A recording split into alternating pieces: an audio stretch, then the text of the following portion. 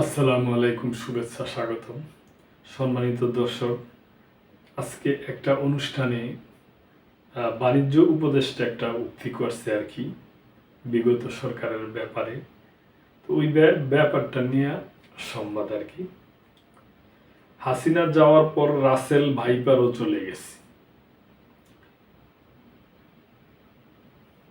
ছাত্র জনতার আন্দোলনের মুখে গত বছরের 5ই আগস্ট শেখ হাসিনা ভারতে পালিয়ে যাওয়ার পর রাসেল ভাইপার সাপও চলে গেছে বলে মন্তব্য করেন বাণিজ্য উপদেষ্টা শেখ বসিরউদ্দিন।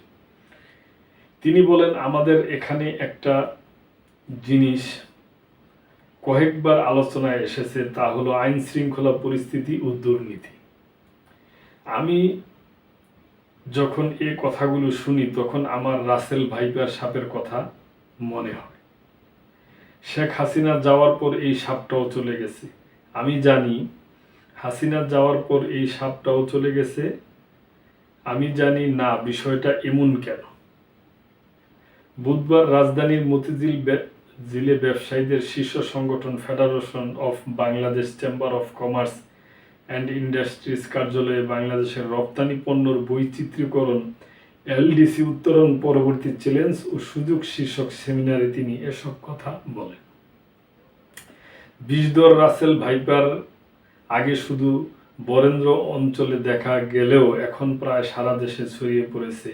এই সাপ সাধারণত নিচু ভূমির বাঁশবন, ঝোপ জঙ্গল, উন্মুক্ত বন, কৃষি এলাকায় থাকে। রাসেল ভাইপার দক্ষ সাঁতারু সাপ, তাই এটি নদীর স্রোত ও বন্যার পানিতে দেশের বিভিন্ন এলাকায় ছড়িয়েছে।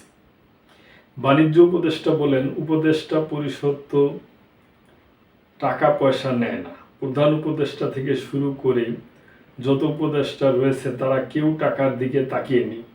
এই মানুষগুলো এখানে টাকার জন্য আসেনি। আমাদের কাজের সম্পর্ক বেশ স্বচ্ছ। আমরা একে অপরের কাছ থেকে শিখি। আমরা একসঙ্গে কাজ করছি, এটাও দুর্নীতি কমার একটি লক্ষণ।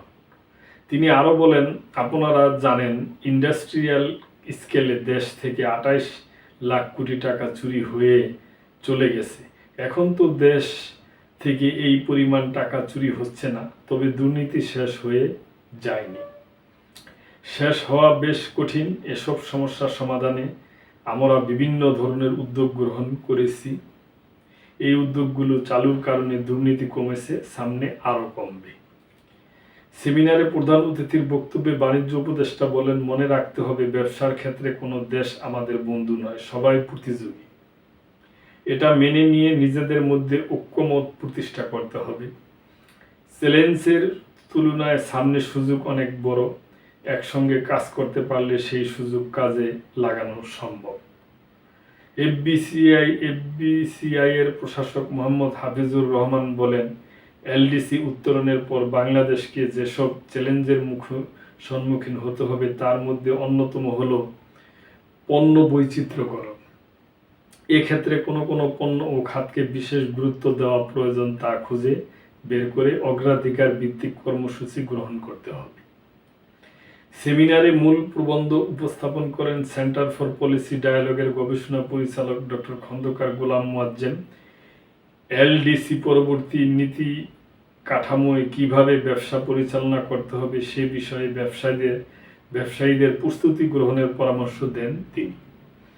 সেমিনারের বিশেষ অতিথি হিসেবে উপস্থিত ছিলেন বাণিজ্য মন্ত্রণালয়ের সচিব Mahbubur Rahman, Bangladesh trade and traffic কমিশনের চেয়ারম্যান ডক্টর মইনুল খান, রপ্তানি উন্নয়ন ব্যুরোর ভাইস চেয়ারম্যান মোহাম্মদ আনোয়ার হোসেন।